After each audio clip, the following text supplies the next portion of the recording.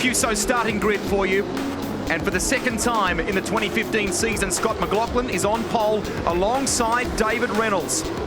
Row 2 of the championship. Mostert, who moved up to second on the points ladder yesterday. Scott Pye, brilliant effort in qualifying, equals his season best so far, and a great job Lee Holdsworth. Andre Heimgartner, we know he's fast on a one lap, but he's working on his racecraft. Moffat and Coulthard. We then go back to Michael Caruso, who we saw a moment ago. That's telling. Mark Winterbottom, mid-pack for the championship leader.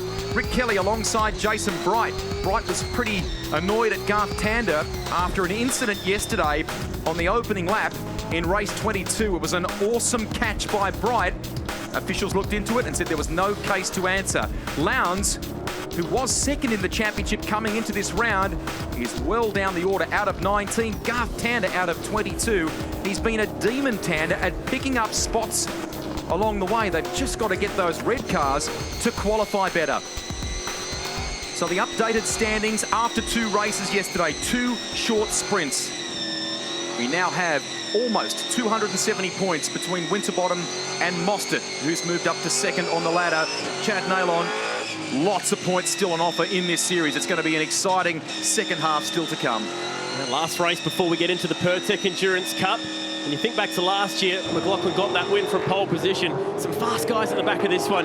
Craig Lowndes actually started from last in the Sunday race last year and drove to 9th. So he starts just inside the top 20 on this occasion. And all the big names towards the front to sort this one out.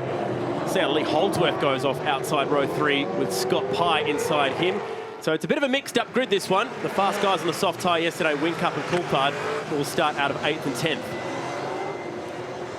What will the weather do? Everyone's looking very closely at that radar at the moment. There is some clouds at the edge of the mountains around sort of Katoomba and Bilpin. But the city proper, although there is cloud cover in terms of potential rain, it seems okay for now. Join the conversation. Hashtag V8SC. Perhaps you'd like to let us know who you think will win race 23 here of the championship. 330-metre blast from the front row of the grid to turn 1. Pretty short and sharp. And yesterday we saw some lively action there, so there were quite a few people who made bold manoeuvres down the inside on the dirty side of the road. Well, it's been 3 races in a row now that the number 6 of Chaz Mostert has been ahead of his teammate. 3 results in a row. He's forming up now on grid 3. Mark Winterbottom, grid 12. This is a really big opportunity for Chaz Mostert to close in on his teammate in this championship today. Looking at the majority of the field, I can't see anyone at this stage that's chosen the hard tyre. So to the best of my knowledge, everybody out there, certainly those that I can see, are on a soft tyre. And that's the snapshot of the race. 23 of the championship, 1,950 points available from this point to the end of the championship season. Huge points on offer. Okay, Jack, roller on in. 5, 4, 3, 2. Another metre, mate, another metre. Yep, that'll do, mate. Jack Perkins subbing for James flag. Courtney in place out of grid 25. The thunder of the Sydney Motorsport Park Supersprint. Families, fans, they're all here to watch. The engineers giving last-minute bits of advice, and they take off. Good start by David Reynolds. Looks like Heimgartner's struggled off the line, but McLaughlin may just hold this into 1. The Volvo driver fights back around the outside. The 55 looks like the Super Black Racing entry. Involved in a skirmish, he's dropped right back. Heimgartner. Pye's had a brilliant start, fighting with Shane Van Gisbergen for 4th. Reynolds trying to fend off Mostert here. So I think that was Ash Walsh at the back of the pack there, and I caught the back end of a radio message that suggested he was pitting this lap. I've got a feeling that Lowndes is on a hard tyre, so keep an eye out for that one. Lights are illuminated in behind the screen for those that have got the soft tyre on, and possibly Jack Perkins as well in car number 22. So the pole sitter, the Armour All pole sitter, Scott McLaughlin's got control of the field. Cold tyres, cold brakes. There's Lowndes third last at the moment. Just need to carefully get a feel and an understanding of what it is they're dealing with these cars at the moment. Down the inside, Tander on Rick Kelly, and they're touching. The rattle continues. We're on board now with Rick on the exit of 8. And there was trouble yesterday in this spot, and there's more trouble today. It's Heimgartner and Coulthard. They were giving a bit of hip and shoulder, and popping out the other side is Todd Kelly. Broken left rear suspension. He'll be going nowhere, and he's also been given the shove. Whoa, just took the left rear out of my car. And for the second time in as many races, it's a tense sounding Todd Kelly, who's out of the game in this one. Movers early on, Tander, as we see Walsh come to the lane, and the 22 of Jack Perkins. But the movers, Tander up into 16th position. The championship leader, Mark Winterbottom, to 8th. Safety car's out. So that was going to unfortunately park Todd Kelly, who's just making his way back into pit lane now, about to peel off. So this will neutralise the field. The Lexus RCF safety car will go out and grab the leader. And here's Jack. Big guy gets on. Okay, mate, all good so far, all clear. Come on, fellas, get wheels on, let's go. Go, go, go, go, go, go, go. That might work out well for those two. That's going to have to go inside the garage there for Todd to be able to resolve what they've broken here. It wasn't backwards and coming forwards with pointing the finger on that one, Todd Kelly. Not quite as many expletives as Ipswich, but car 34 didn't even get to start the Sunday race last year in the hands of Robert Dahlgren. And we'll need some replays to figure out exactly if it was David Wall's fault. And there he is, actually never made it back. Pulled up just at the pit entry. And that's heartbreaking considering it's his home race, and here come the field behind him. There's going to be a heap of them. This could be a massive free kick for Walsh and Perkins, depending how this all washes out. So late on the brakes, Mostert right underneath Reynolds. That rear wing, Van Gisbergen in as well. Then the next train, led by Scott Pye. The view back to Lee Holdsworth. You can make tenths with this sort of stuff. How is there such a gap behind the safety car between these packs?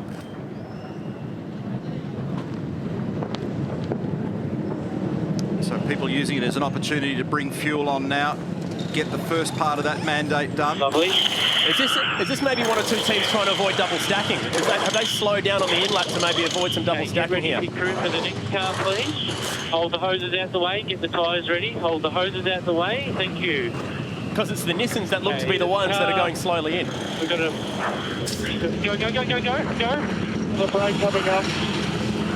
And fuel lines at the maximum stretch there. We saw some of the crews working on that this morning, ensuring they were close enough to the gantries. Look at that for the Super Black Racing team. So a big wait here for Jason Bright while they process Fabian.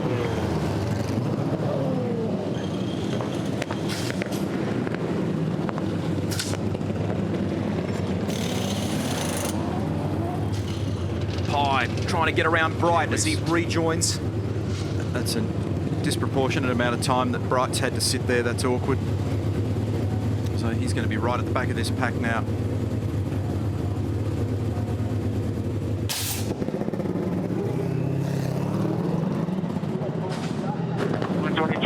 Clear. So we'll get a reading on how much fuel's gone in various cases, but looks to me like those that I've quickly scanned up and down have actually taken on a fair chunk of fuel.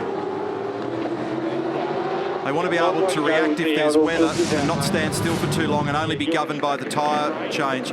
Here's the replay of the start. Good jump initially from David Reynolds, but when you're on the outside on the front row, position 2, you've got to go the long way down at 1. Here it is from the other angle.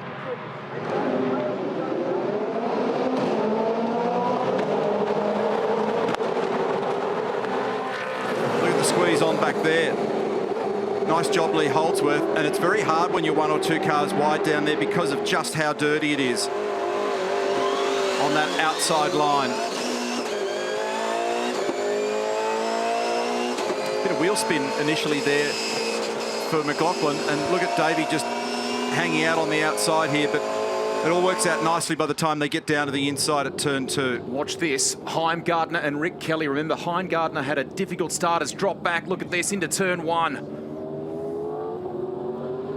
Yeah, they've interlocked wheels and it flicked Rick's car up into the air.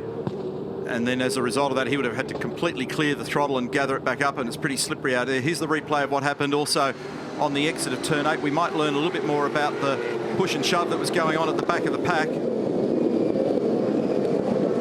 Yeah, well, they've just clipped each other. And again, the wheels have interlocked, and it's been enough to break the left rear suspension on Todd's car as Dale Wood comes in, and they've brought him in separately to avoid that double stacking scenario. Look at this, they were having, see, they're actually at the full extent of that hose. He hasn't quite pulled up They were on tight enough. different tyres to everyone else.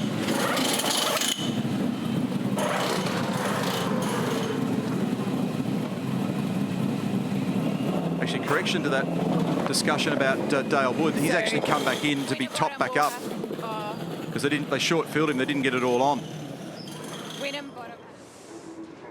Here's the damage to the 34 of David Wall, and we saw that car stop on the entry to pit lane, but several of the teams were working on the operating area of the car where they've marked out the space the car would pull in for the stops today to ensure that they weren't max stretched as Wood stalls on the exit there. The car is down to 80 Ks. I'll let you know where it is. Well, guys, this is the part of the job I'm not really enjoying at the moment. Talking to Todd Kelly, another situation. You're in the garage, mate. Give us your take on it. Yeah, well, I'll tell you, it's not been one of our best weekends. When it rains, it pours. It's going to knock the championship around a fair bit with the weekend we've had. But I gave everybody so much room on that lap, just trying to get the points out of today. And then Wall has completely clobbered the back of the car and tore the whole rear corner out of it. So the day's pretty much done for us. Keep your chin up, bud. So by reacting, which may have even been preordained for Jack Perkins, getting him in quickly at the end of lap 1, as it made the remark when it happened at the time, he could well be the beneficiary. So look where he sits in the queue, and also Ash Walsh, car number 4. So those two both peeled off together, both got their stop done, both got out, and now they've crept up the order here. So we're about to get the action underway again. Mostert at the front of the field in car 6. And remember, Mark Winterbottom down in 11th now. Those two, 1 and 2 in the championship. They locked out the front row. They finished 1 and 2 yesterday in the opening race of the Super Sprint here. Look at this in the background. Mostert bolts. There's a determined effort by Jamie Whincup to get down the left-hand side of Holdsworth then, and they were parked up hard against the concrete wall on the left-hand side. Good restart, good rhythm straight away for Mostert. McLaughlin on his countryman Van Gisbergen turn 2. He's up the inside, but puts him on the wrong side of the road for the next one unless he can close down. Got away with it. That's rare, but he's done it. Well done. Here's Whincup on Holdsworth. That's for 7th place. And the Nissan hounding them in the background. James Moffat, look at Percat. Running with Rick Kelly there. So by my reckoning, Greg, everybody in the field, bar those that were involved in accident damage that sidelined them, has come in and taken on fuel and ticked the first box on the fuel drop. And if I had to just run the ruler through it and called it averages, the vast majority have taken on something in the order of 70-odd litres of fuel. The only one that's a little bit under those numbers is Will Davison, who took on about 55 litres of fuel. Grabbed a word with Ash Walsh just prior to the start of this race, and he said they'd been struggling with that car. It seems to fall over on its front end when they turn. Check this out. Watch for Whincup here. He keeps aggressively moving to the left, and then jumps out the other way. This was a great exchange between these guys. And then he goes fully to the other side of the road at turn 1. I spoke to him earlier. We talked about some great stuff that we saw here last year in wild conditions.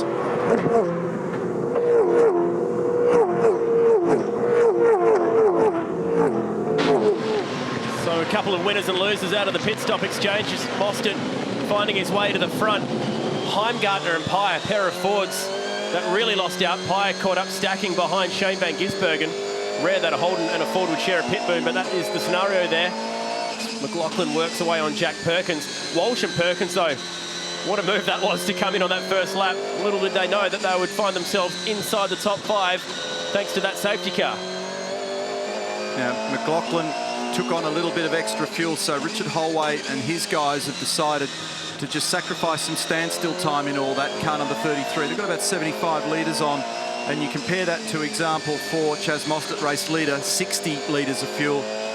Quite a few seconds difference. Adrian Burgess, when I looked down pit lane, it looked like you guys had planned to come in early with Jack Perkins, and the safety car just came out at the right time. Oh, why'd you say that? I think the boys reacted very quickly and we pulled a good stroke. Absolutely, I'm not doubting your decision whatsoever. Oh, you're right, you're right. Yeah, no, look, we started, we were at the back of the grid. We had to do something different, so we were planning on coming in on lap 1, and it worked quite well. But yeah, look, 50-odd laps to go yet, so I know what you're like for putting the jigs on me. Thanks, Adrian. Thank you. And I was going to check the same thing with Campbell Little. Campbell, the HRT car, they were planning on coming in. Were you planning on doing the same thing with Ash coming in on lap 1, or the safety car was the cursor? We had a bit of a plan for Ash, but the safety car just worked, well, we thought in our favour a little bit. Then the car in the bench on the pit lane sort of wrecked things a little bit, but we've got to take a swing and have a go with him. We didn't have a good run in quali, and we've just got to have a try sometimes. We're banking on the rain, but I think there might be a few doing that. Yeah, thanks. So they're effectively doing what I showed with that blue strategy down in the Armour Tech Centre, of just coming in early and then getting a big gulp of fuel. They took on about 70-odd litres there, and for Jack it was 65, so not massive, but they just got it done early, but it gave them track position. Just want to sort out who's on what rubber as well, because Mostert and Reynolds, they're on the hard tyre. Walsh and Perkins and McLaughlin, they're on the soft tyre, and then it's a bit mix and match after that. So we'll need to pay careful attention to that as well. So this is a race that's going to diverge for different people, and they'll meet up a little bit later in the day. So you can see the lights illuminated here for Perkins and McLaughlin. These guys are mates, but that'll be testing the friendship there at the moment as they run almost side by side up through 9 and 10. Another guy on the soft rubber to consider as well, Fabian Coulthard in 9th. Oh, a little bit of a touch off the exit of the final turn. McLaughlin lets Perkins know he's there.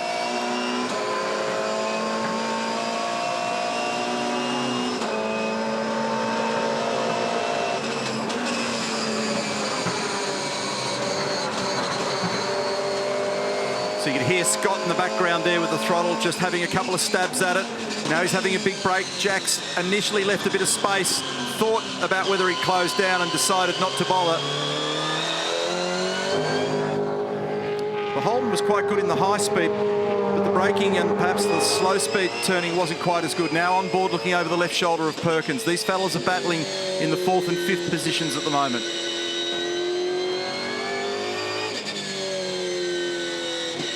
It's great seeing the name Perkins back at Eastern Creek. It's cool, isn't it? 25 years of HRT, 25 years of this venue being open. You think back to the Nissan 500, the first race here, it was his dad who won it. 1989, since we've seen the famous name Perkins on the side of a factory Holden like that. Very cool.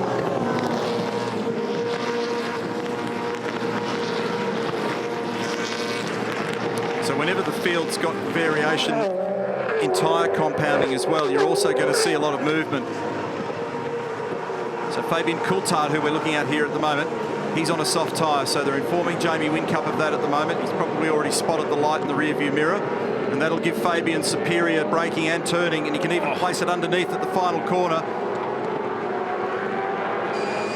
This is going to be a hairy ride all the way down to 1. Soft tyre doesn't give you any advantage in a straight line, but it can give you a corner exit speed gain, but not when you have to drive out the inside of the corner. But mid-corner it'll be good, and it should be good under brakes. But that doesn't also mean that Whincup just has to yield for the sake of it. Oh, Fabian up the inside at 2 and will complete the mission.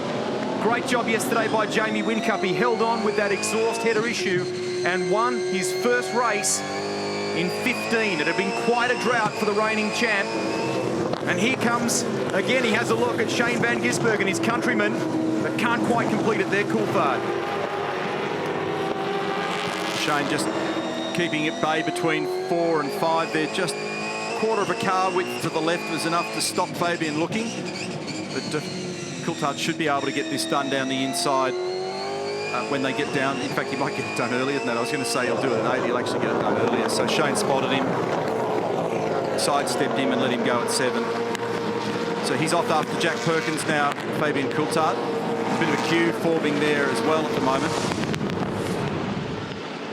It's the replay of how Fabian was able to shoehorn his way down the inside here in the Freightliner entry. Who else is on the soft tyre? We just need to keep an eye on in the background here at the moment. Jason Bright's on one as well. He's down the order in the field. Remember how much time he lost in pit lane in the queue there. Brad Jones Racing bunker with the team owner on the right, Phil Keane in the foreground engineer. About 4 laps it's there.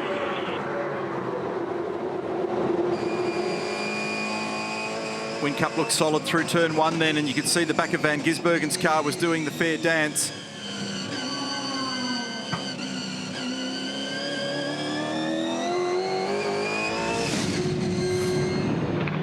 Look at the replay here. Down into 2.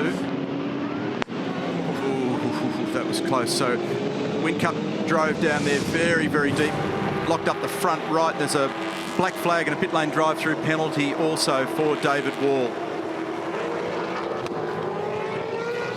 Brad Jones, sorry to take you away from the discussions there.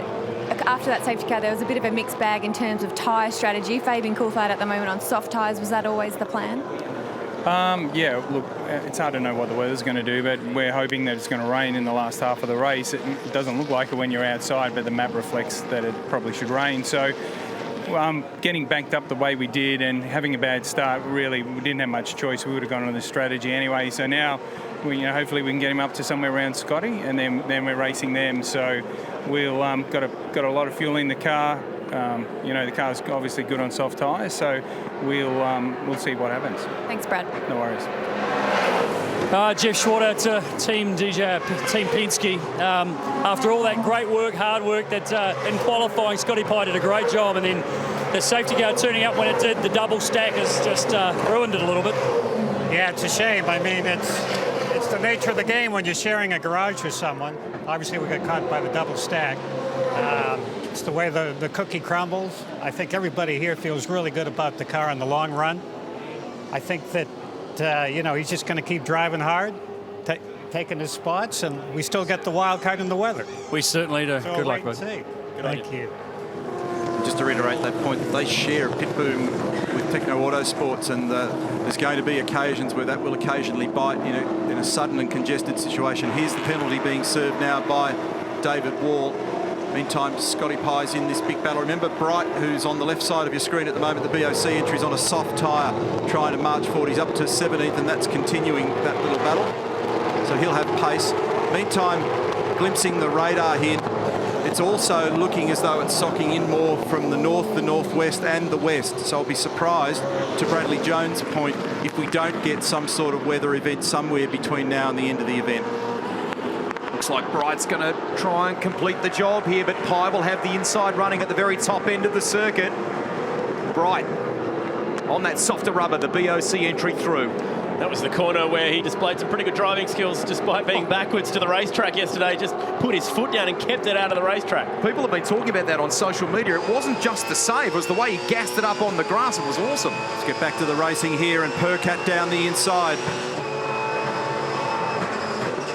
He's in this battle here at the moment with Rick Kelly, and that's a positive move for 13th. In the wars yesterday, snipped some points for his role in the battle with Dale Wood. Rick comes back and has a crack, thinks about going down the inside at turn 2.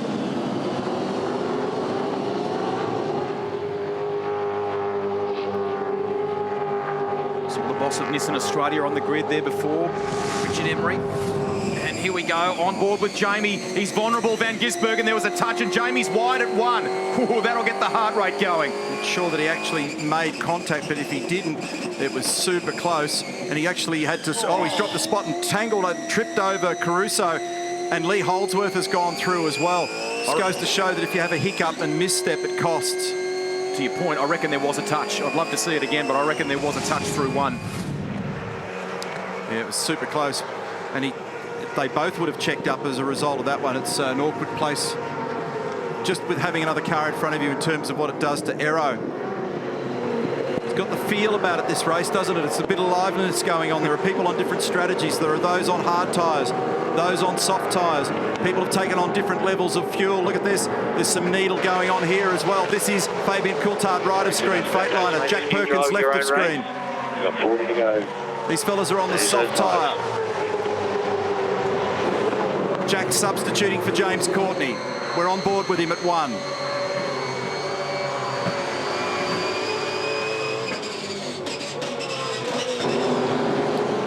Sounds like some real smarts from Jack Perkins. The suggestion is he may have waved and knowing that Fabian was coming, let him through there at 1. Is this shades of Townsville? There were some good calls by the BJR team in Townsville with this car. And their skill in Perth as well on the Sunday race to get him from last on the grid up onto the podium. This is the first time since Perth that we've seen a multitude of strategies starting to play out. Different guys on hards and softs. Add to that the weather that might be coming.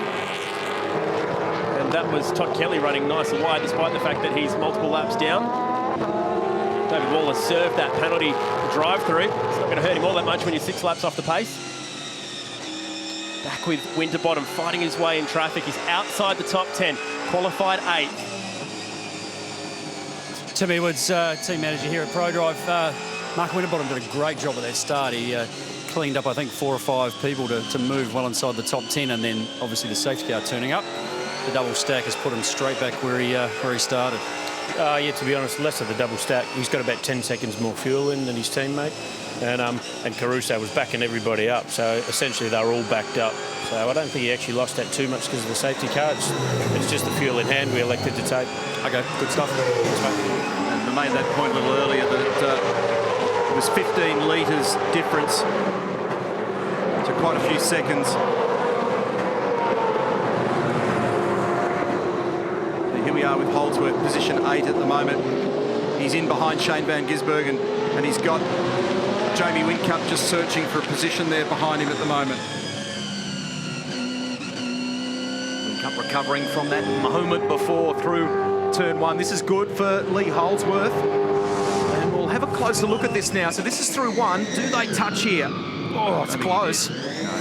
Because if he had, you would have seen the corresponding bump and slide from Van Gisbergen. But once Jamie was in that deep and basically doing everything he could not to end up running into the back of him, that made him vulnerable down at 2. And then the clumsy trip over Caruso, and then Holdsworth was able to make hay out of all that. So Jason Bright continues to move up. He's just grabbed Mark Winterbottom as well.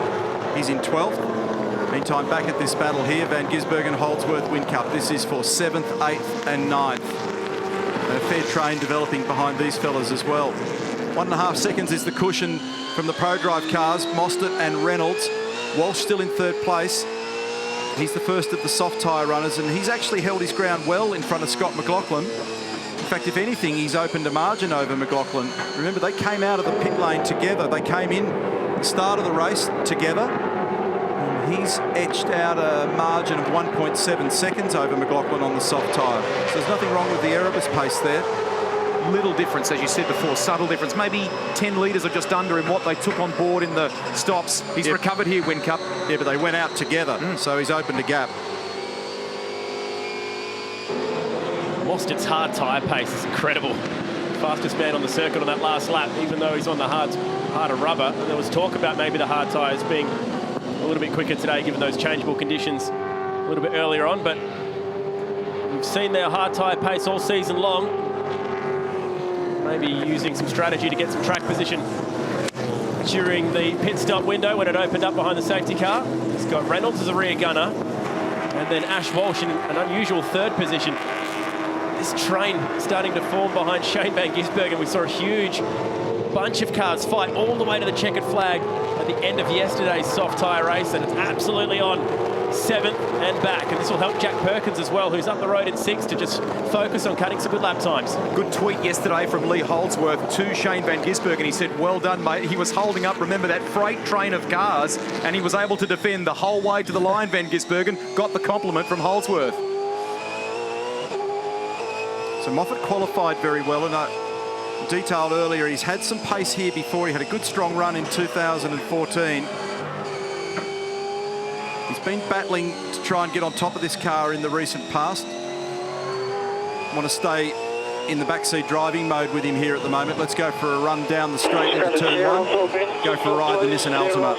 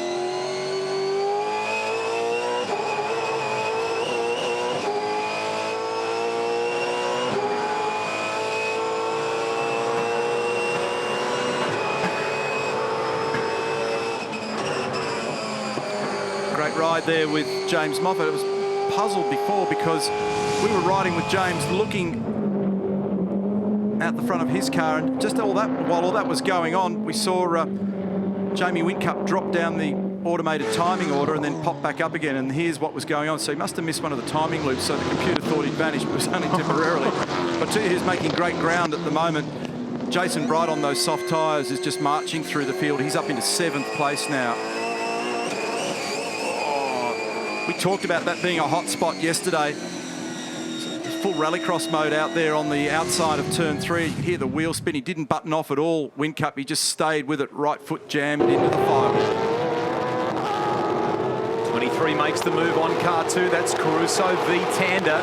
Thought it was very cool yesterday with the podium that David Cauchi went out there for Red Bull. That was awesome. Oh, look at these guys. There's a rub up here as well. So Tander and Caruso.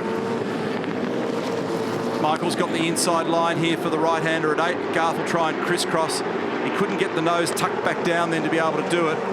When that group goes past the commentary box, that great freight train of cars literally rattles the windows here at the moment. Moffat on screen in the centre of your picture there is in 11th position. The cars probably sound tougher here than any other venue as well, with the big grandstand, which we're just going right past right now. Big metal grandstand. If you're sitting up there, they really rattle the ears. Doesn't matter if it's the Sydney.com Super Test or the SuperSprint event. Riding here with Will Davison for Erebus Motorsport.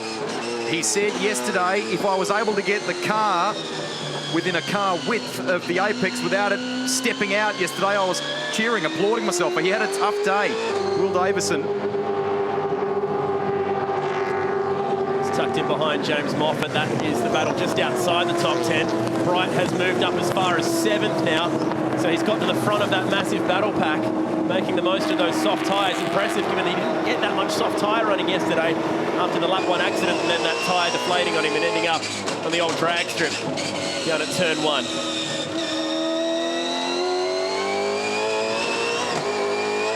Gap is opening between Mostert and Reynolds too, so it's 2 seconds. And it's just starting to eke out a little bit. Remember, those two are on a hard tyre at the moment. 1 minute 31.3 is the best number that we've seen. And it belongs to Mostert. Look at it, there's the air gap. Ash Walsh is under pressure now as well. So McLaughlin has actually reined that margin back in. So they came in line astern. There was a fuel variation in what they both took on. Walsh took 68 litres.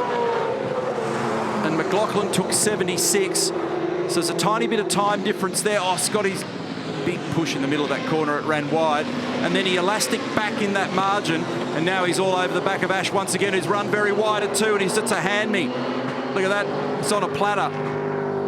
So McLaughlin straight through down the inside. And I reckon that started out of the final turn. Walsh got really loose out of there. McLaughlin was right up underneath him, but now gets the job done. Can Fabian Coulthard keep moving forward? He's up into 5th place. The next target is Ash Walsh. How close is he now? Tight battle inside the top 5. McLaughlin needs to focus on cutting some good times to try and catch up with the hard tyre guys ahead of him. They've still got that massive soft tyre wildcard yet to play, but maybe longer pit stops. 2.2 seconds now, that margin. Mostert over Reynolds. Coulthard.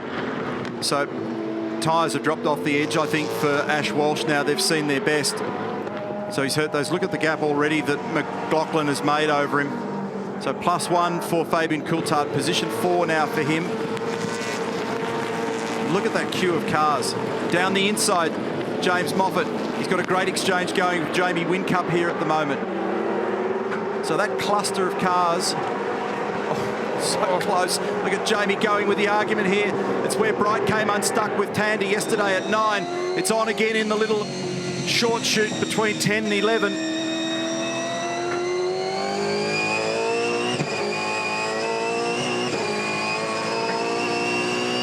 Still the present threat of weather, but still a racing track that's dry at the moment.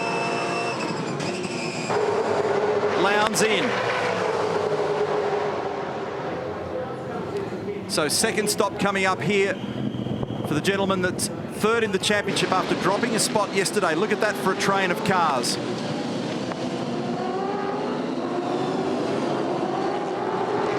Mostert was able to gain another 0.2 on the last lap. 2.2 the gap at the front.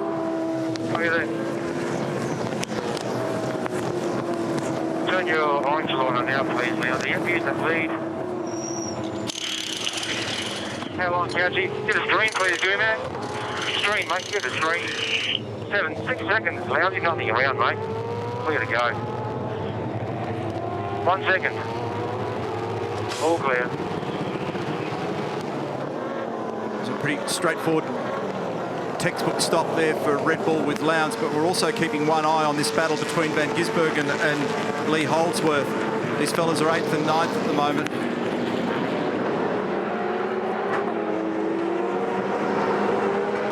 Both of them are on the hard tyre, but it looks as though Holdsworth's got a little bit of extra pace at the moment, but he's got to try and eke his way through. About 45 litres, was it, for Lowndes maybe that time around when he stopped? So that's Lowndes all done.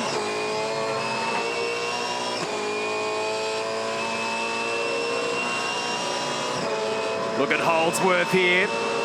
He's close to Van Gisbergen. The Kiwi's in 8th. Car 1 is in the lane. Jamie Whincup.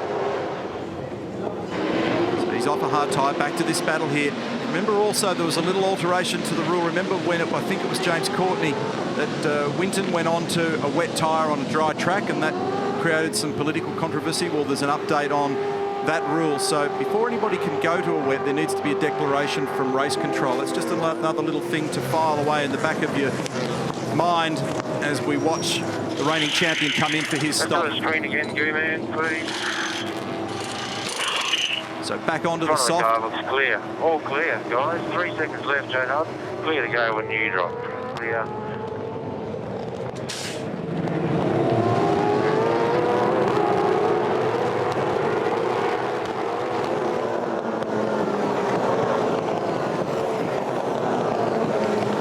Wincup's now also completed his stops.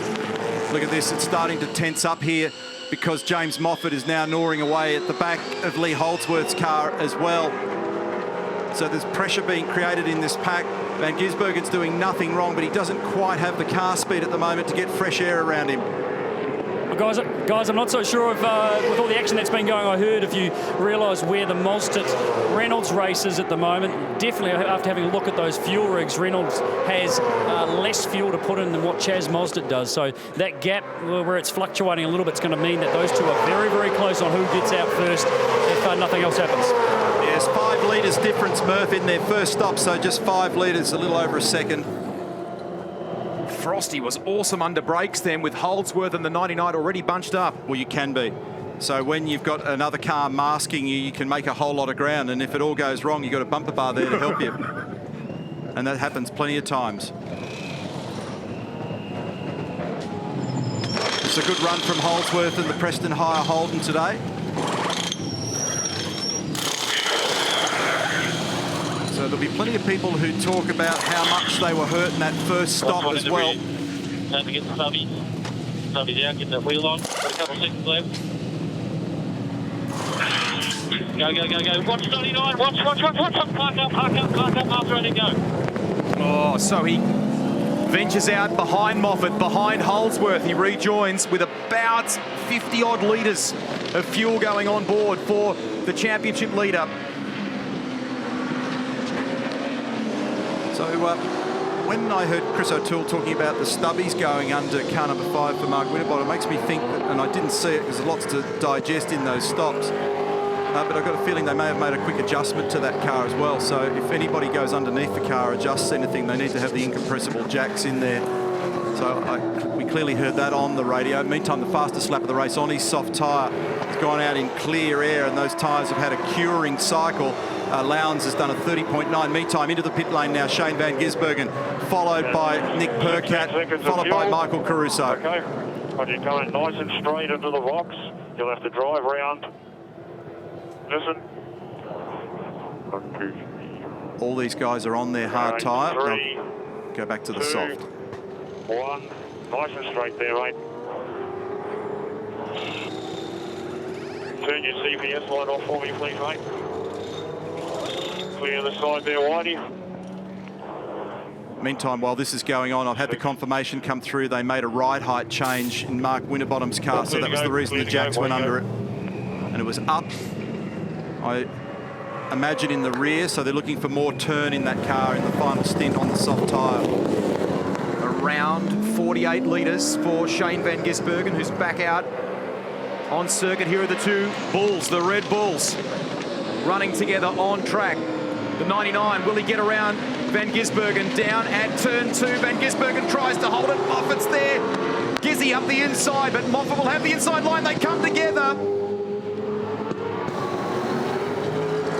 Yeah, James was having none of that. He wanted to argue all the way, and you could tell that the body language of Shane's car was that I'm going to do everything possible to try and hold a position here. Meantime, with warm tyres, Holdsworth's going to try and make an opportunity while he can.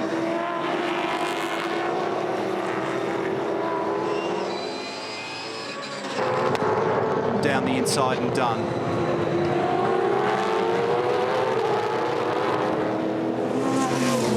Others coming in. Scott Pye's in the lane. Will Davison in the lane. They were 13th and 14th, respectively. Back here to the Freightliner Commodore of Fabian Coulthard, pressuring third place. Scott McLaughlin. DJR Team Penske on standby for Pye's arrival.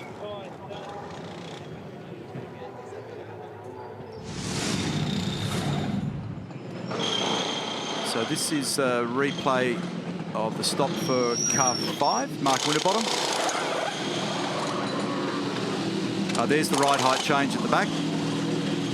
That's what I was looking for, and that's the reason why those jacks were under there. I didn't see that in the first stop, so glad we just confirmed it.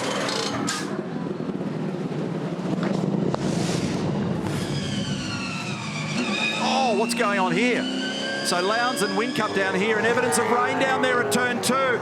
So as soon as I saw the wipe on the camera, I knew there was trouble.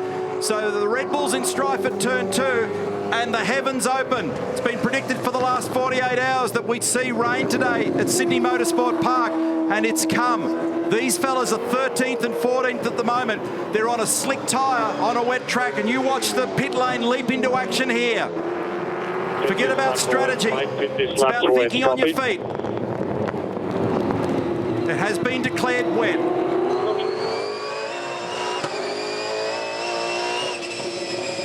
So for those that haven't pitted, this is potentially an advantage. Todd Kelly in, but he's out of phase after the incident at the start of the race. I got no wiper. Wiper doesn't work. Oh, Andre Heimgartner's off. And so too is Dale Wood, down at 1. I think that was the voice of Will Davison saying no wiper. These are the things that Greg Murphy raised pre-race, that some of the simple things can grab you. How long will this shower last? Look at it now. Well, there's no way you'd... Remember I spoke about at the start of the race, the rooster. He's alive and well out there at the moment, so there's water spray coming off the back of these cars, and the safety car will be deployed to neutralise this field. Dale Wood buried. That's the reason they have to retrieve the GB galvanising entry. So everybody will need to come in now and actually deal with this, and this will create more stacking issues depending on who's where in the field. I'm just watching a few of them coming into the lane. Some of them are about to land in your lap, Rusty.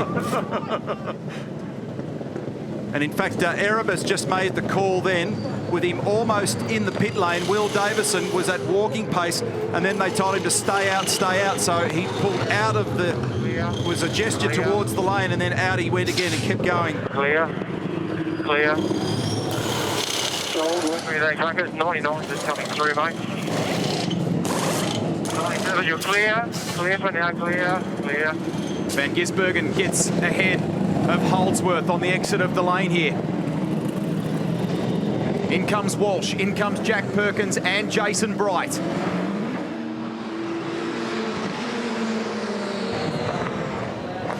Lowndes sliding off the exit road.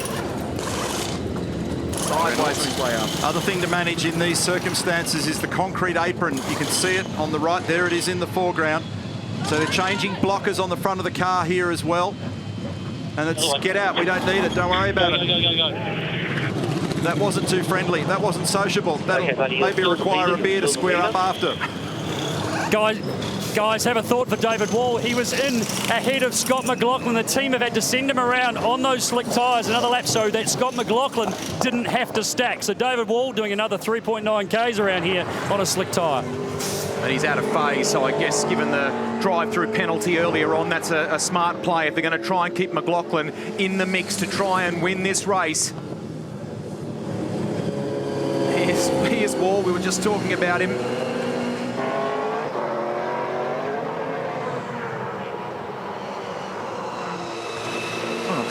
So if it turns out that it's just a shower, then the opposite of this becomes an issue, which is at what point might you jump back on the other tyre as well? Still a long way to go, 27 laps remaining. See how slippery that concrete is there. You've got to ease the car into position so gently. You've got to walk it in. Now Will Davison comes in because they didn't want to double stack him. They let him roll round. That would have been a tippy-toe lap. And here's the replay of Lowndes. Yeehaw. Catch it at turn 2, down the inside. Nearly KO'd his teammate Jamie Whincup, who crisscrossed back out the other side. Here it is from the other angle, looking towards turn 1, down the inside. By this stage, Lowndes is in more strife than the early settlers, so he's got massive amounts of opposite lock to try and stop it from falling off the road. And this is the stuff where the innate skill kicks in for these guys. Trying to read the track on a slick tyre. Heimgartner pops out the other side down there at 1, but sadly he only needed another car length for Dale Wood for him to be able to escape, but he couldn't. Look at Will. This is Will trying to drive on a slick tyre on a wet track. Over the top of the hill at turn 3.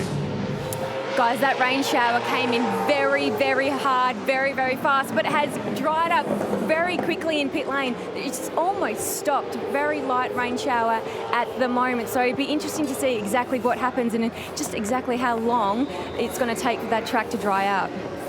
And that is a question that was raised pre-race. The magic number will be in the realm of around about 1 minute and 42 seconds. And as that dry groove develops, with warm tyres shifting the water, it'll get quicker and quicker, but of course it's going to be totally dependent on whether or not there's another shower.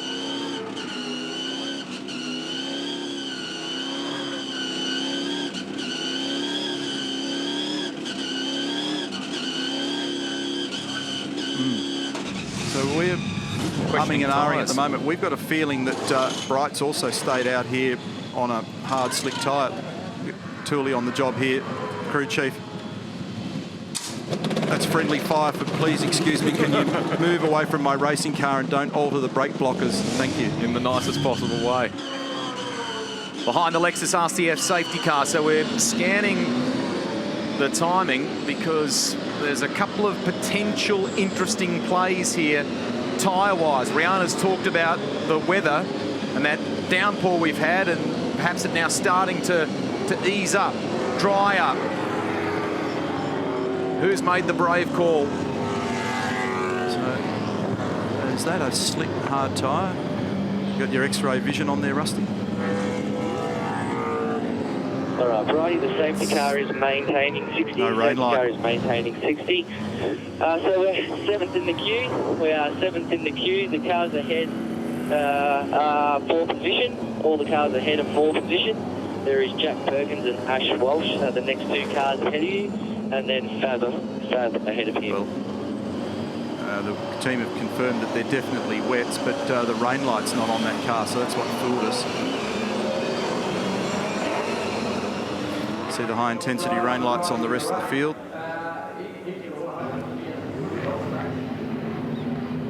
So if he's doing that kind of vigorous turning on a wet track with a slick tyre, I'd be surprised if he'd do that. And what's the issue here with Scotty? Turn everything off, turn everything off, turn it all back on again. Turn everything off and back on again. High gets going again. He's down in P22. It's just like your PC. Reboot. Turn it all off and go again. All good, Scotty. Relax. We're going to do another lap. Call Andrew Madecki doing an electrician's course at the top of the mountain one year with Brock, wasn't it? In the Mobile Commodore. With the difference in the surface there as well, where the track's been resurfaced on the exit of turn 7 and how different it looks through the right-hander at 8, and then it changes there again on the other side. And so that's all got to be taken into account as you very carefully track your way around here at present.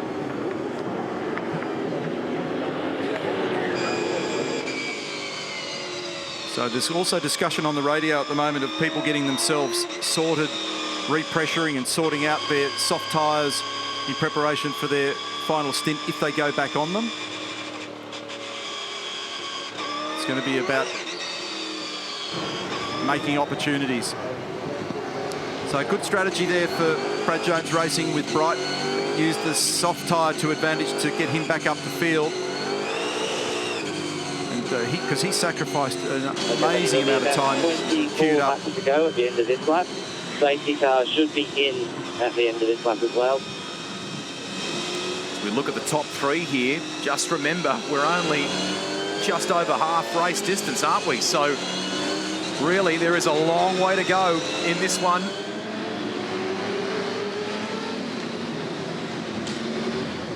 There's a brand new Dunlop wet tyre.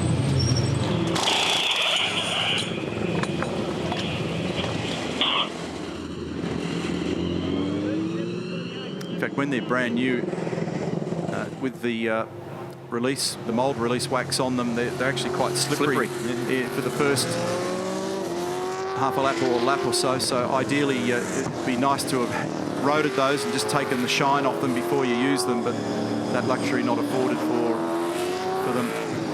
Really interesting restart coming up here with this top 10 in the mix. They were the first to pit in the very early part of this race. Ash Walsh, 5th. Jack Perkins, 6th. So there's a couple of interesting players in this one. Tim Blanchard as well. Haven't made much noise about that for LD Motorsport. Car 3 is currently 9th in the chain. There he is, Team Cool Drive, behind the Jack Daniels Nissan.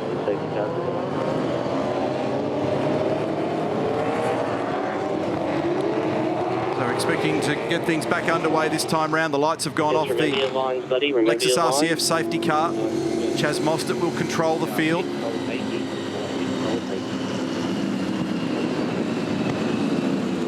You might also see one or two adventurous lines being taken here as well. People actually having a little experiment there. Even the wide line at turn 8, just looking for a little bit of grit, bit of debris, even a different texture in the road surface. Sometimes the race line is not the fastest place on the racetrack in these conditions. Here we go. Mostert will control them. He'll be the pioneer. Safety cars out of the last turn.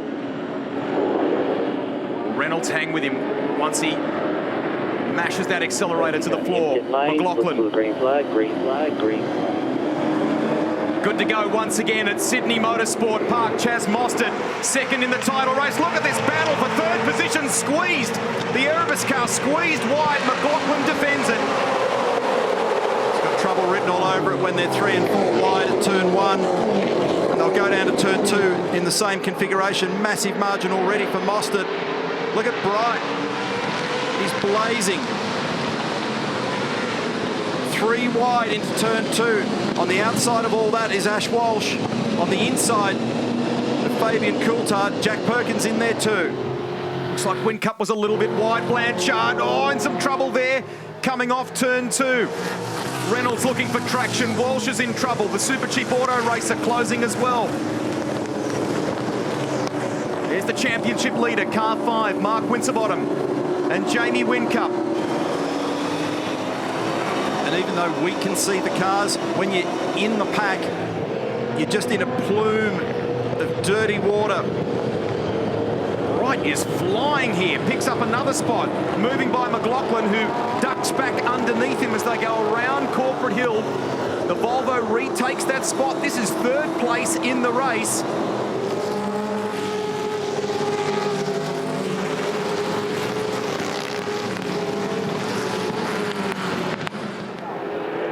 Look at them searching high and low for grip here at the moment.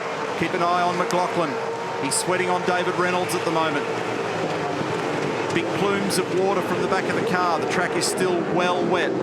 There'll be 1 or 2 spots here or there where it might look encouraging, but you'll need to be very confident and sure before you make a change.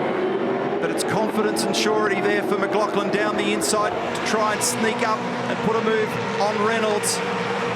trying and trying and trying. Davey covers, but that narrows the line into one.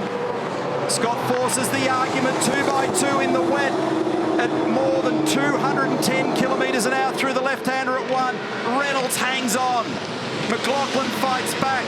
Bright's ready to pounce.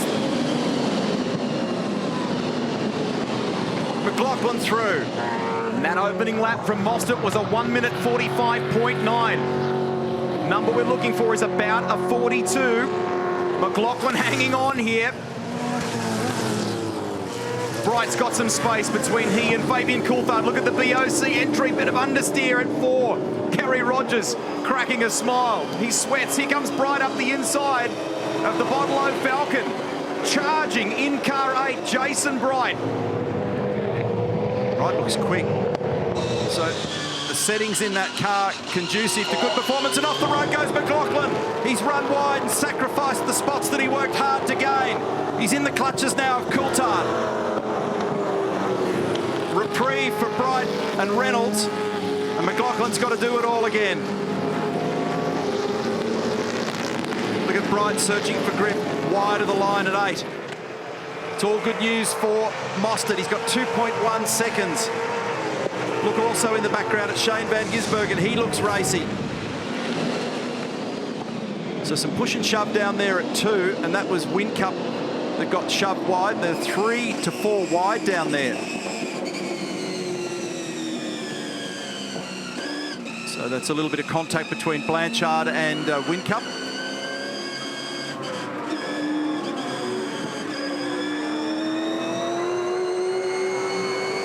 Oh, 3 wide at 3. And as you quite rightly point out, the Darrell Lee racer looks fast. Shane Van Gisbergen, he revels in these conditions. Look at him here. He may move by Tim Slade and the 22 of Jack Perkins. 7th position. Awesome.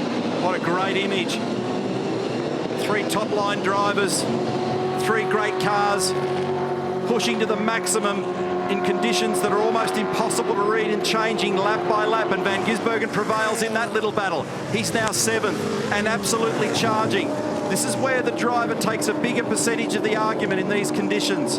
It's a little less about the technology and a little bit more about the spacer between the steering wheel and the seat. 1.8 seconds, Mostert to Bright. Bright's closing down here. Whoa. Lowndes into the back of Winterbottom. That was awkward. Frosty's down in 17th at the moment. So the championship leader's having a shocker. There's Lowndes, sorry. Yeah. Meantime, he's up into 11th place with Whincup just behind him. And Bright, last time around, a 15.7. Mostert did a 16.1. We go back to the championship leader. Very awkward conditions, and not helped by the fact that Frosty qualified back in 12th position. Just makes the task that much harder. Would have been hard for him at that first stop when Mostert was in. Look at this.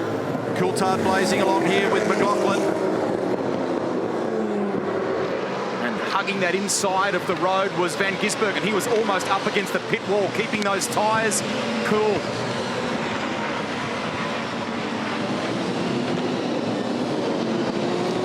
Bradley Jones just sent me a text and just reads, need more rain. But I didn't totally understand it. Then I stopped and thought about it. And our engineer in the box here, Oscar's just reminded me that Bright's used up a lot of the performance out of his soft tyre. So if it dried right up and then went back on soft, Jason Bright's basically spent that dollar. So that's why Bradley's saying he needs more rain. I can send him a text back, so I'll try and help, but there's not much I can do. Percat looking racy against Whincup, against Lowndes. This is a good train of cars here. Nissen at the helm, the 99 is Moffat. Here comes Lowndes down the inside, looking down the inside of Perkins. That's good from Jack Perkins. He defends against the legend. This is great motor racing.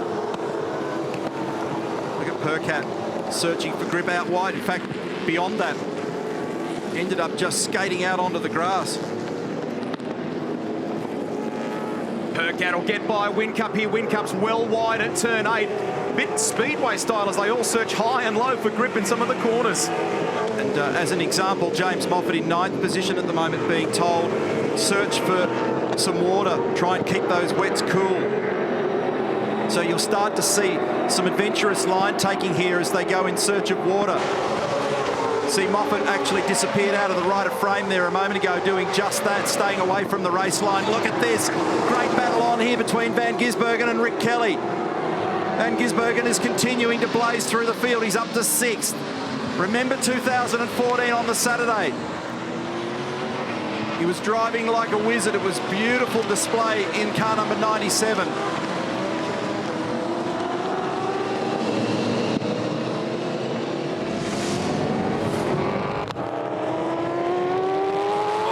Look at the touch with Lowndes, and was it the 22? Whincup as well. Brakes traction. Second gear, absolutely no traction at all there for Craig. And once it bursts into wheel spin, it's near impossible to recover it. Now Whincup down the inside of Jack Perkins. 2.7 seconds the gap, Mostert to Bright. That's opened up a little bit. But everybody holding their breath in every direction. They will not be blinking in the garages at the moment, watching their drivers out there, and the drivers are fully engaged in combat. Look at the faces. Mark Dutton to the right of your screen. Roland Dane to the left. At Red Bull Racing Australia. Perkins, we go back on board with Craig Lowndes. So this time Craig just carefully feeds the throttle, doesn't want even an ounce of wheel spin.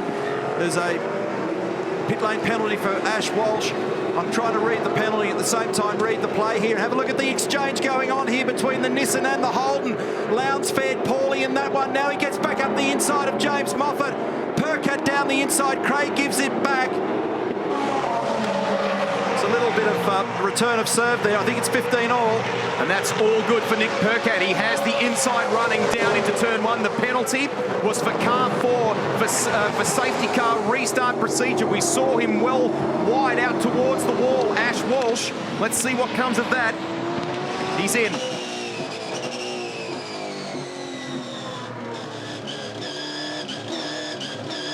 On the throttle, listen, trying to find grip. And there is none.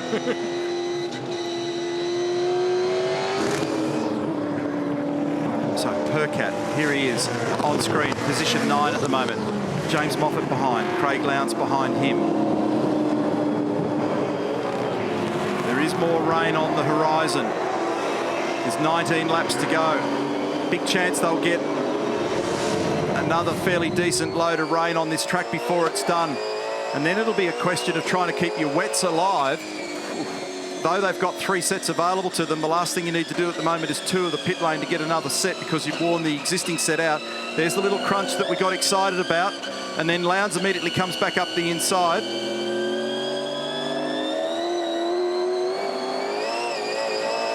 And Craig just feeding the throttle, trying to stop it from wheel spinning. Further replay action here round the back of turn 7, and still Moffat and Lowndes are exchanging. Actually, it's now 30 all. It did go 30-15. Meantime, 3.5 seconds is the margin. Mostert to Bright. You're looking here at David Reynolds because Fabian Coulthard is coming. That is for 3rd position at turn 1. The Freightliner Commodore is through, up to 3rd. James Moffat and Craig Lowndes have the same commercial manager, so that'll make for an interesting bit of chat later on next week. So this is Coulthard on screen here now. So he's 3rd. Paul Radisich, Rod Nash, Brad Buscherson, Dean Canto in the background in the bunker at Pro Drive. They're watching this man, David Reynolds. He's 4th.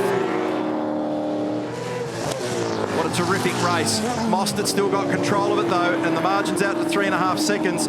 So Jason Bright was clawing that gap down, then all of a sudden he's drifted, and if anything now, he's drifting back into his teammates' clutches. So Fabian has got the gap down to 2.1 seconds to Jason Bright. There's the graphic that confirms the margins in the last several laps.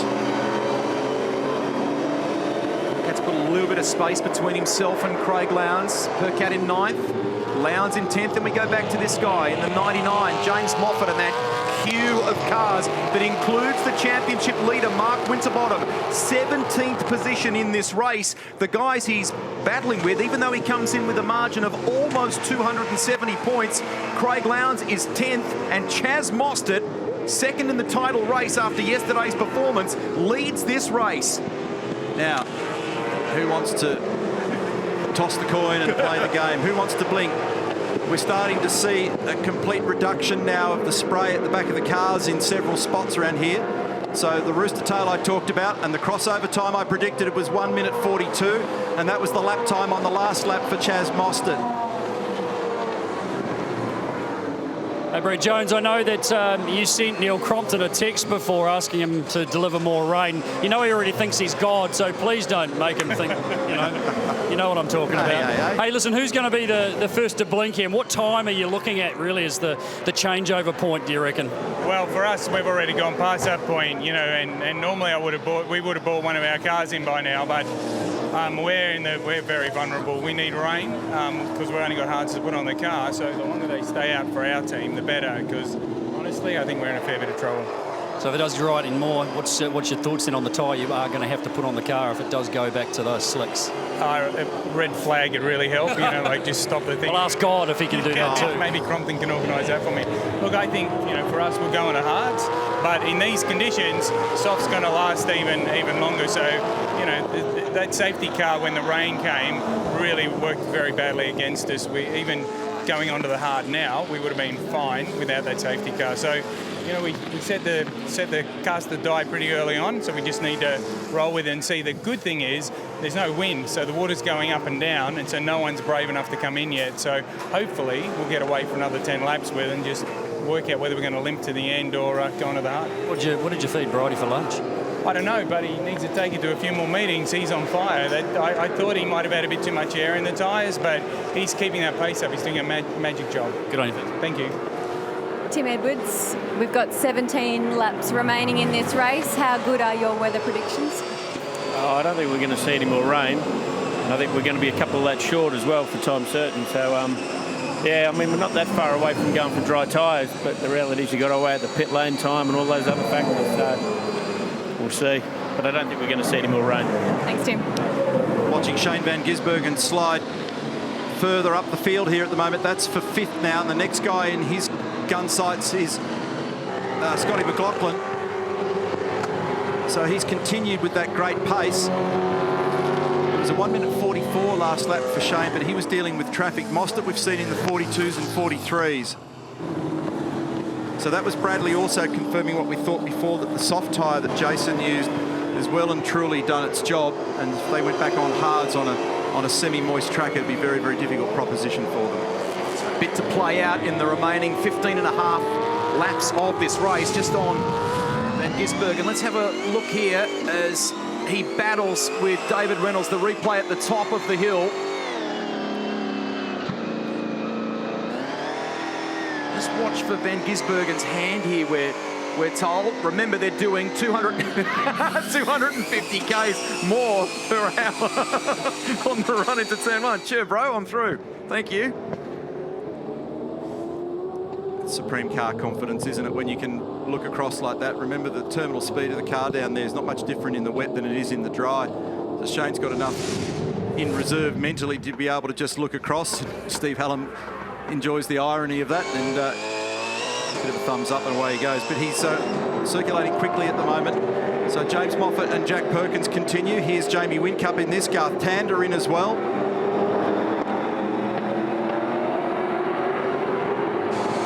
Now McLaughlin has climbed back over, or has he? Look at it. So it's on here between these two. This is not resolved at the moment. Looked across at the computer timing and saw stuff going on there, and then back at the live images, and these guys are at it. So momentarily, I think Shane got his nose in front, but he's got supreme car control in these conditions. He's doing a great job. Some people put it down to his drifting talent. He claims he doesn't like the wet as much, but he's just done it more regularly, hasn't he? Well, his background, here we are on board with McLaughlin. Fantastic. He does a lot of driving Shane Van Gisbergen. He's driving GT cars all around the world at the moment. He does drifting, but his background, I think, is an important contributor to this skill as well. His upbringing in motorsport when he was a youngster and the things that he used to do build his confidence in these conditions. Look at this, McLaughlin searching for grip. Notice Van Gisbergen doesn't overextend the revs, just short shifts into third. I think he's very, very cautious at not making wheel spin as well. And that's a spot. That's up to fourth, but it's not done yet.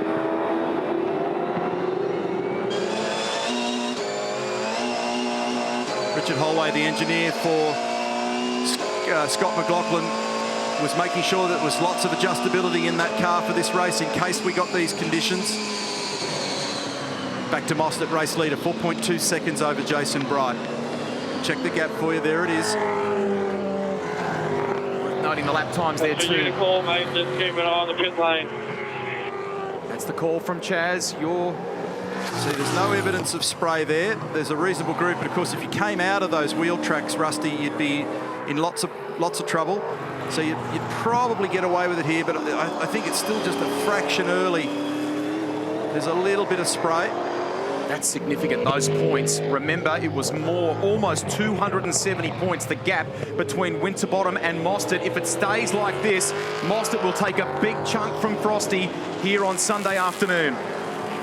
Hey, Crompo, just looking at those lap times, how they've just pushed out a little bit. It's getting to that phase, you know, that really horrible, greasy phase, and the tyres are starting to wear as well. So the times have actually pushed back out a little bit. It's not necessarily drying as quick either. There's no wind out there at the moment, so it's becoming really, really difficult probably to manage these cars in these kinds of conditions. Yeah, so the wets are hurting and those blocks start to squirm and the car wriggles around. It's harder to drive. Look at this exchange, hip and shoulder stuff going on here. Gee, there's been plenty of it in this race, and Moffat's been in the thick of many of these battles. This time it's with Whincup. So Greg just pointing out there that the times are drifting somewhat. The track conditions probably staying much the same. Might be drying ever so slightly, but the tyres going away. The blocks fret and move around on the body of the tyre, and the edges of the wet start to round off and they fluff up.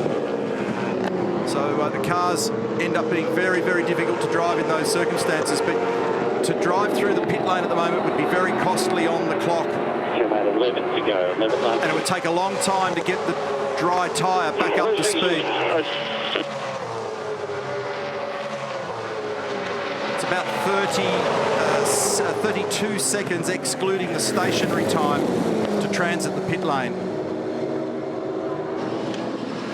Good exchange, this one, between Winterbottom and Whincup. It is for 15th place in this race. At a car length ahead, James Moffat, and behind them is Scott Pye. Whincup looks up the inside. Winterbottom should have it for turn 3. They go side by side in these greasy conditions. Whincup looks to dive back underneath. Can't remember which day it was, Rusty. It was either we go back to this replay, I'll hold the comment for the moment. This is around the back of the hill. Oh. Winterbottom and Whincup. There'll be a few doors that need to be replaced. There's a sponsor and media drive day on out here tomorrow for many of the teams. I'll need a little bit of surgery tonight to get them in shape so that it doesn't look like you're getting in a wacky racer tomorrow. Look at this.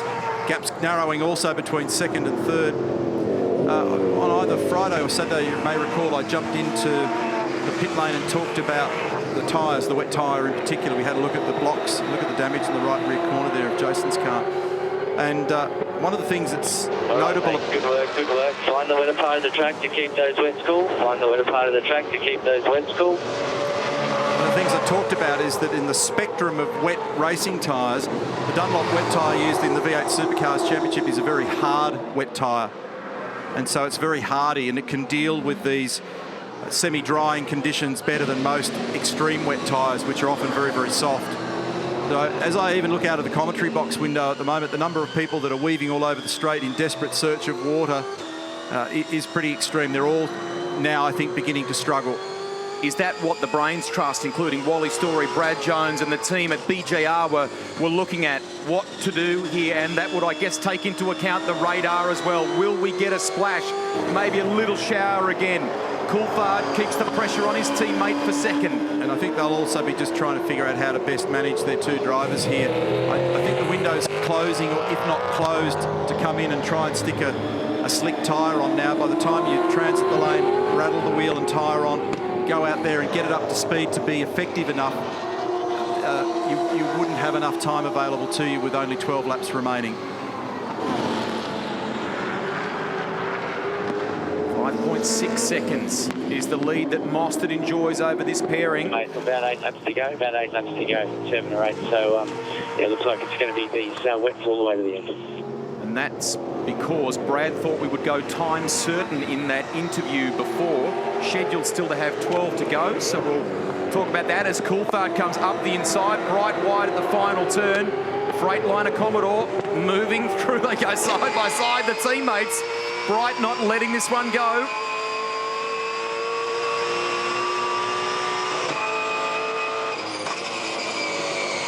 Oh, look at that. 215 kilometres an hour, and there's nothing in it. They go side by side, the pair of them, in greasy, wet conditions through one. That's brave stuff.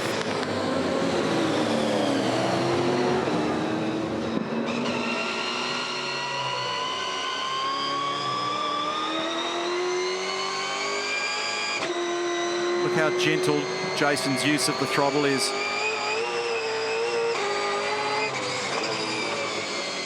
Fabian's got just a little bit more grip here at the moment by the look of it. When Bright was vigorously pursuing Mostert, it may have just hurt those tyres ever so slightly. The gap's gone out to 6.4 seconds now, Mostert to Coulthard.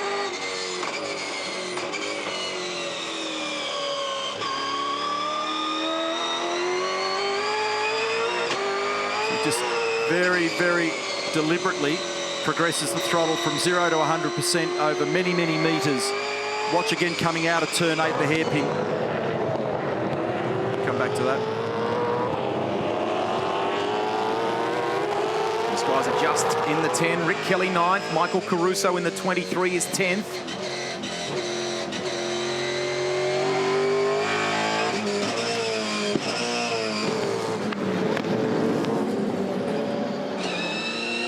Lowndes behind them.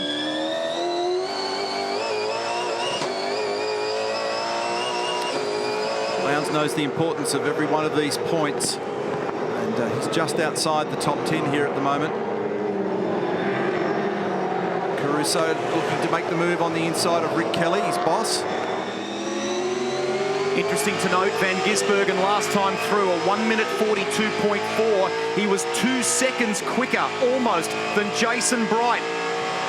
So Bright's in the order of about just under 5 seconds up the road ahead of him. Can the Gears get third place in this race?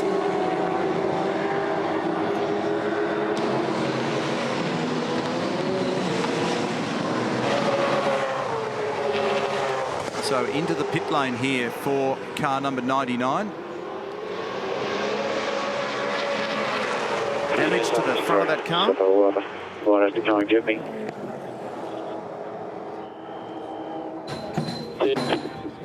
Okay, mate, just try to roll it down. The boys will come up and we'll start pushing it straight to the garage. It's got an issue.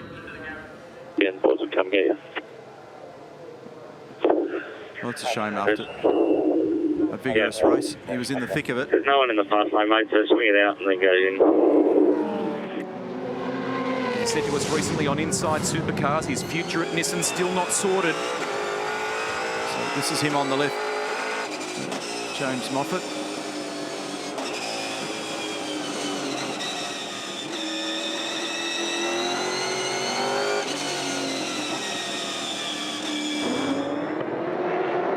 Some sort of intermittent power problem as it came out of 8 and then it continued. There's a little puff of smoke back there, but oh yeah, and another. Yeah, it's they've had a couple of engine changes already this weekend in the Nissan garage. One for Michael Caruso, another for Rick Kelly.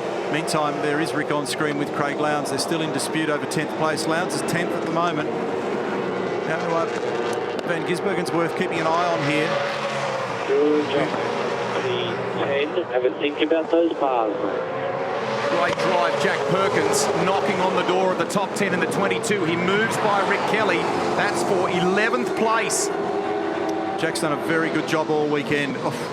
He's got absolutely no space on the outside of one there, and that's going to let Rick get back in the game.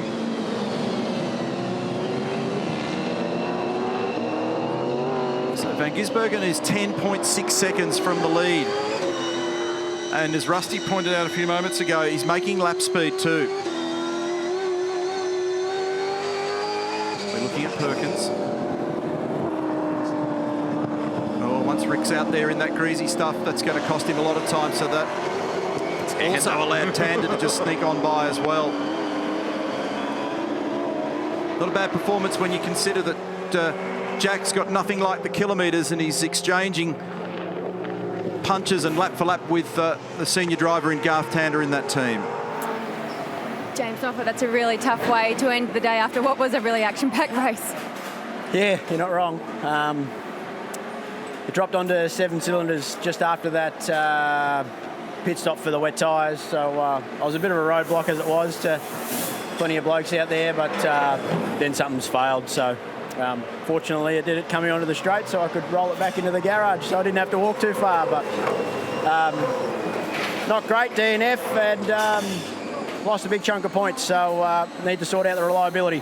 Disappointing. We'll see you at the Sandown 500. Thank you. Thank you. That was heart-in-the-mouth stuff while we were talking there with James Moffat for Shane Van Gisbergen as he surged. Watch this here. He goes off the track, 2 wheels into the grass. And typical Van Gisbergen didn't lift. That's wild. Well, I can only assume that he's just searching for water to cool the tyres out. That's a hell of a way to do it. Bad sportsmanship flag, car 1, exceeding the track limits at turn 5. Voice of race director Tim Schenken, so that's for Jamie Whincup. That was wild. Wasn't it what? Similar warning for Jamie yesterday, you'll recall, in the second of our sprint races. Late in the game, they had that radio call as well. Boys, I'm having a bit of a laugh with Jono Webb, just watching Shane Van Gisbergen shaking our heads. Jono Webb shaking his head. He goes, he won't change, will he?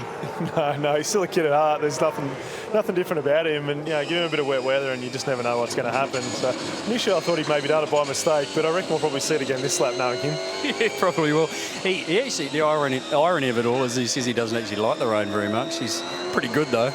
Yeah, he's always gone all right in the rain. He just never looks forward to it, but the team's been praying for it all day. The car hasn't been great, but the weather's helped us today. Here we go. We'll see if he does it again. Yeah, I don't know. We'll just continue to shake our heads in here at Techno. Thanks, Murph. Trying to draw some moisture out of the grass. Wow. Yeah, it's pretty wild stuff. It's the lazy side of the car, on the left side of the car, so it's...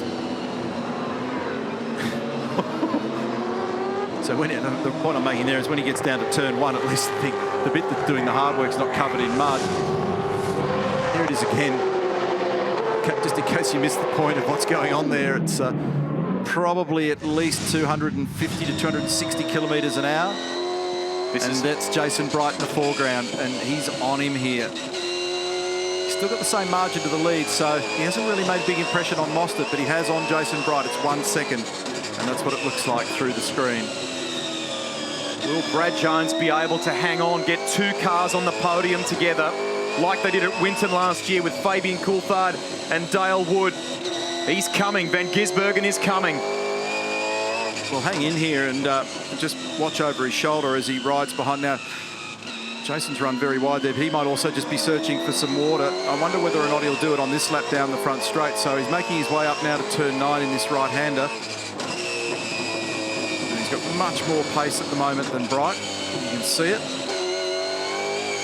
Coming up to 11, the last corner. And because there's another car there, he may not be quite so adventurous. What he has been doing is just wandering down the left here. No, he's not going to do it this time because Brighty's occupying that real estate. Oh, he's gone the other way. Seriously, dude. That was the right side of the car on the grass, approaching the 100-metre braking board at probably north of 250 kilometres an hour. I'll just park it over here and cool the tyres down. He'd be spraying mud into the grandstand. That is incredible. 250 plus Ks an hour, and look at this. Those working side tyres, they work so hard through one, are out in the grass. That is wild. I've never seen that before. That is pretty wild. Now, the last time by, we think if we go time certain, it's about 3 laps to go. So 2.5 now. We'll confirm that for you. He again closes in on Jason Bright. Coulthard's 8.2 behind Mostert, sorry. Yes, that's right. That's the point I wanted to make. And the gap to Gizzy from the leader is 11 seconds. That's opened up a little bit, but this is the focus. This is for a spot on the podium at the moment. Fabian Coulthard's off there in the distance. Jason Bright's done a lot of this. Vastly experienced driver. Will know how to coax the most out of the car. But he's got this guy behind him at the moment who's got the bit between his teeth.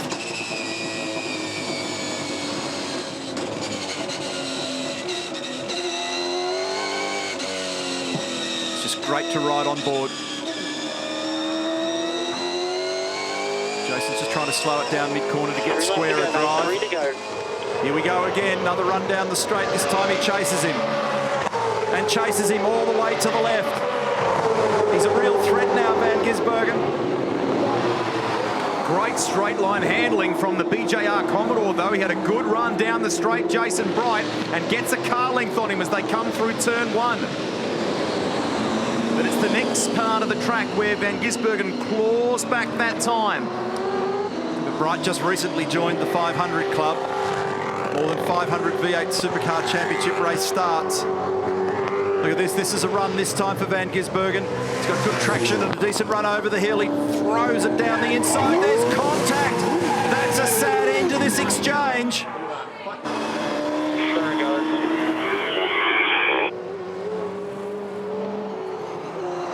Just like yesterday with that incident with Garth Tander, he kept the foot on the gas, Bright, trying to keep it pointing in the right direction. So how will that be viewed? Oh, that's a real shame. Very disappointing for all parties there. And see, Bright, I think, has actually done the short shoot and gone on the little track joiner there. Yeah, so that's the short circuit that Craig Lowndes won here 1996 on that circuit, Australian Touring Car Championship race. That's the reason why Jason's popped up where he is. He's popped up in front of Shane. It's just disappointing. Real shame that they ended up in contact there. Because they were having a great race. Good pressure game going on between the two of them, and I thought that Van Gisbergen had been able to get it done cleanly. Here it is in replay. Let's just soak it up.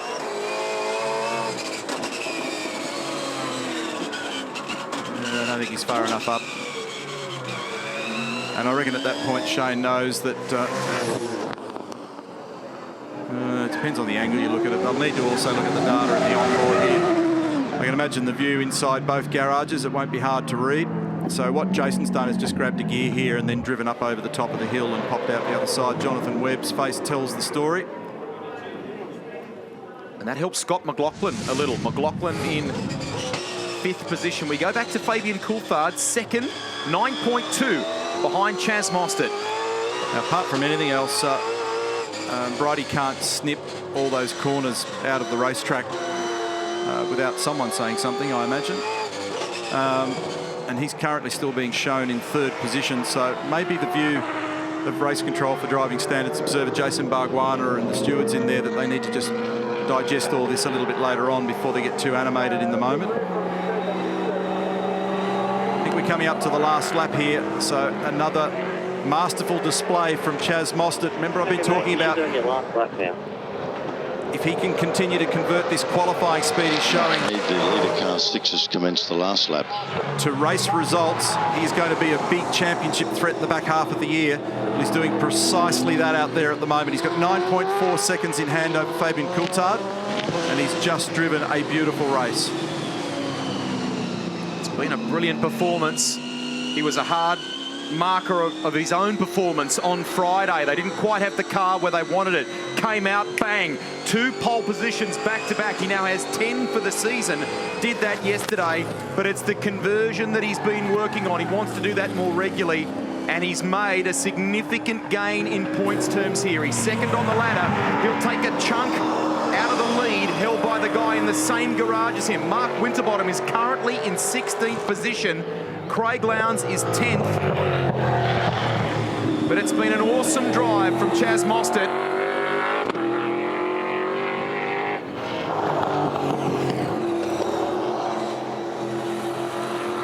Reynolds, who was on the front row, down in 6th place. Michael Caruso is up to 7th for Nissan, and Tim Slade is 8th. Well done, Nick Percat as well, in the top 10 for LD Motorsport in the 222. He is 9th. So there's a couple of other stories in this, and we've highlighted Jack Perkins as well, just outside the 10.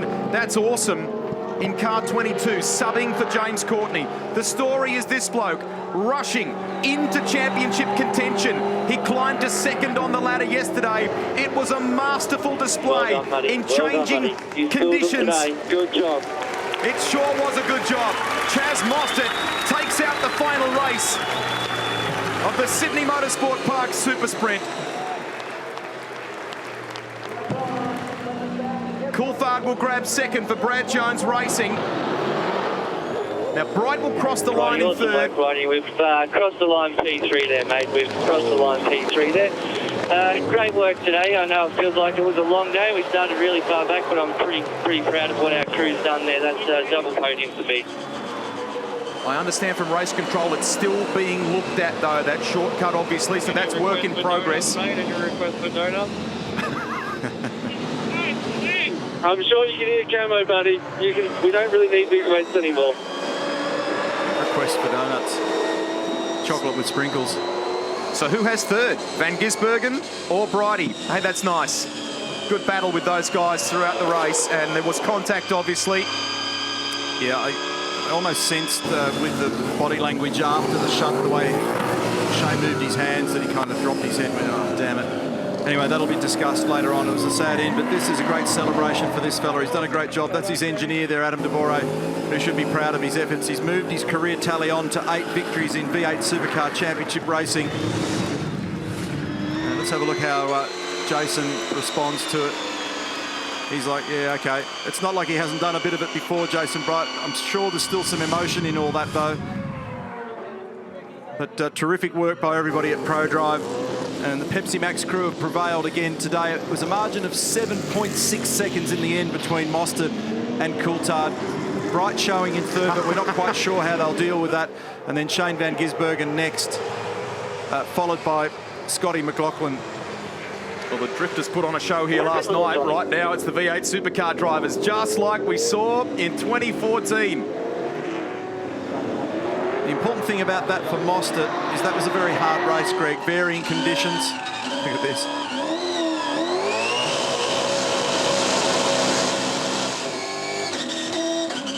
He just can't help himself.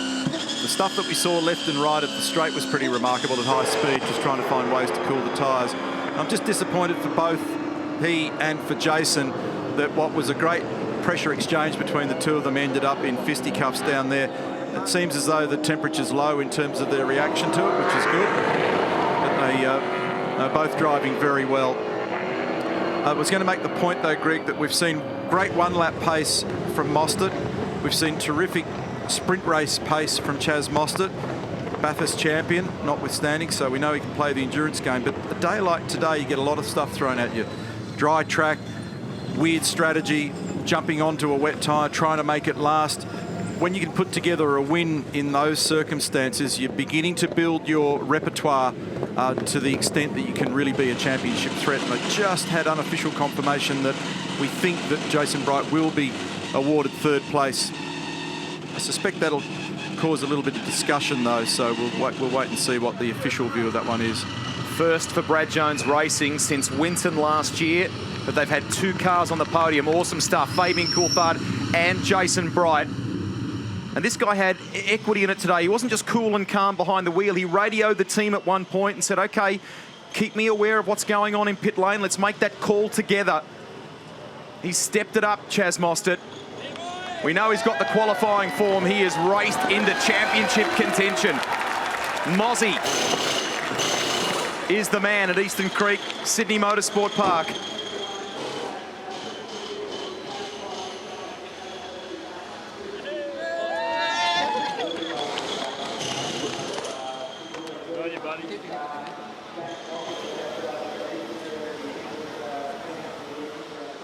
We've had everything today, haven't we? Some awesome racing, those changeable conditions, and just the way everyone reacted to that. Some good calls clearly at Brad Jones Racing, who were worried about needing another downpour to help them out.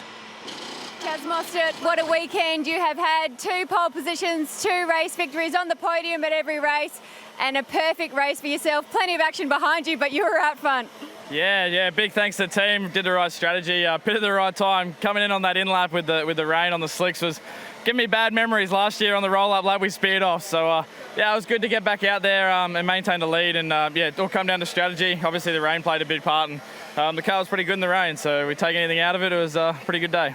Congratulations. I can see that meant a lot to you, continuing to climb on the championship points. We'll get to see you at the Sandown 500. Well done. Thanks very much. Elephant. Woo! Fabian Coulthard, what a race. It was wet and wild out there. Could tell it was difficult for everyone. Fantastic for Brad Jones Racing to see you on the podium again. Yeah, look, it's sensational for the team. You know, myself and Bridie up here. It's hard to do, you know, to get 2 cars on the podium. So credit to the guys, not only the guys here, but everybody back at work. But, you know, awesome. I didn't have the best of starts. Made hay while it shone with the soft stint, and safety car come out. So, look, pretty pumped. It's been a good day. Well done. Enjoy the champagne and the podium. Jason Bright, it was probably a bit of an anticlimax for you to end it that way, but fantastic to have both Brad Jones Racing cars on the podium. Yesterday celebrated 50 podiums for Brad Jones Racing, and fantastic to finish the weekend like this. Yeah, it is. You know, credit to all the guys. You know, we had to double stack that race, so I didn't expect to be on the podium today after sort of being last after the first safety car there. And you know, we had good pace on the softs, you know, awesome pace on the wets. We probably just had a bit too much pressure to sort of hang in there, but you know, really happy with for the team. You know, it's good sort of to give this one to the guys. We've been a bit dry for podiums this year. Well done. Enjoy the podium. Thank you. SVG, you've openly said that you're not a big fan of the old wet weather, mate, but you put on a pretty good show. That last little situation there with JB down at turn 4 was an interesting one, though. Yeah, that was my mistake. I went up the inside. It was a bit too wet still. Just locked the brake, understeered into him, so pretty gutted. I just really wanted that podium for the guys, but he got on track. I don't know how they're going to address that, but you know, he deserved the podium. I took him out there by accident, but car was really not that great in the dry, but as soon as it rained, came alive. So yeah, that sort of saved our weekend. You were bringing it alive too down the front straight. So we got a few vision. First of all, you were using the left-hand side on the left tyres, and then you managed to do one down the right, which got everyone a little bit excited. Yeah. What? On the grass. Yeah. No big deal there for Shane Van Gisbergen. Thanks, buddy. Well, it's certainly got our hearts racing. So Mostert claims his 8th V8 Supercars career win in championship terms. It's his 5th of the season. And a couple of other things to note here. 9th podium finish of the year for Fabian Coulthard. 3rd is the best result of the year so far for Jason Bright. His first podium since Pukekohe 2014. Jack Perkins, that is one that's got to be underscored. 11th place, brought in at the last minute to sub for James Courtney. Well done to Jack Perkins. Time for the podium. Here's Chad Naylon. It's time for the race 23 podium at the Sydney Motorsport Park SuperSprint. In first place for the Pepsi Max crew, Chaz Mostert. In second place for Freightliner Racing, Fabian Coulthard. And in third for Team BOC, Jason Bright. Representing the winning team for the Pepsi Max crew is Ethan Byrne. With the third place trophy, it's Claire Emerson, Marketing Manager of Avis Australia. The second place trophy comes from Steve Dutton, the Chief Executive Officer of Pertec. The winning team trophy comes from Andrew Leathed, the President of the Australian Racing Drivers Club. And with the first place trophy, it's Paul Blair, the Managing Director of Armour All. Ladies and gentlemen, the 2015 V8 Supercars Sydney Motorsport Park Supersprint, race 23 podium. It's a weekend of near perfection for Mostert. 2 victories, 2 pole positions, podiums, and crucially from the championship points perspective, it's now 174 between he and Mark Winterbottom. He's made in one race here, this afternoon's race, a gain of 93 points on Mark Winterbottom. That's how much he shaved out of the championship leaders' points tally. Murph? A championship leader, Mark Winterbottom, tough day at the office, all sorts of different conditions, and just unable to benefit from that at the moment. Yeah, ripper start, made up a heap of spots, and then, yeah, I don't know, you know, on the wets, my thing was actually really good, and I made about 6 spots up on the restart, and then I think it was maybe Lowndes that just nailed me into 2 and spat me off the track. So when he did that, I lost all my spots, and then Andre coming out of control and smacked the front end, and the steering wheel went down. So, yeah, I feel like I drove a really good race then and got no reward, but that's motorsport. You know, you deal with that. But car was really good, and you're in the pack, things happen, and I'm sure, you know, anyway, we'll bounce back. Well, you're fighting your teammate as well, obviously, and he's had a great day at the office. Championship now close between the 2 of you. You know, there's obviously a lot of points still up for grabs. You're still obviously clearly in it. Yeah, I don't think we're written off because of one round, but yeah, I don't know. I struggle at this place at best of times, but with the car and just the way my style is. So we'll scrap this one. We'll go to Sandown, put Stevie O in, the Stevie O show, and we'll be back, I'm sure. But I really think we could have got on the podium with the car the way it was until the incident on the track. So Chaz proved it's quick in the wet. My steering, even when it was bent, was still pretty quick. So anyway, here's what it is. Okay, thanks, bud. Cheers. It clearly sounds flat. 16th, his worst result of the season. It began under cloudy skies, but it was dry. Awesome battle down into turn 1 between our pole sitter Scott McLaughlin, but there were skirmishes happening throughout the field, and it got Todd Kelly hot under the collar once again. That meant a drive-through penalty for David Wall, who also had damage. Safety car created a congested pit lane, a busy pit lane. The other thing that was important about the start of the race was the vast majority of the field were on the soft tyre, bar a couple. It was a very interesting race from a strategy standpoint. There were some wild moments. This was one of them. We weren't 100% sure whether there was contact there. This was the secondary effect of that wild moment through turn 1. Lots of people off the edges of the road all day long, and it's pretty much been that way all weekend. So hard tyre off, soft tyre going on there. Was an adjustment as you picked at the time with Winterbottom's car. Then these two went off when the rain arrived. Dale Wood and the Super Black Racing entry of Andre Heimgartner, and didn't the heavens open, even if it was just a short downpour, but it changed the complexion of the game. The guys who pitted early, Walsh and Perkins, were up the order. These guys battled away, including Nick Percat and the Red Bull racer up in front. Rod Nash winced. He was watching David Reynolds' performance as he battled with Van Gisbergen in the 33. Van Gisbergen, thumbs up, was ultimately able to get the pass done on Davey Reynolds and then by Scott McLaughlin. Very high degree of difficulty and complexity out there today in this race, just trying to read the conditions and understand the play. And this raised eyebrows, but everybody bar Shane Van Gisbergen, who shrugged his shoulders when Greg asked him that question. This was a disappointing moment, unfortunately, when Shane and Bridie got together down there at turn 4. Their heart rates are low about it, and that's good. Great sportsmanship from both of them, but in the end, job done. Chaz Mostert, great conversion this weekend. Big bundle of points. And as we head into the Pertec Enduro Cup, he's in very good shape.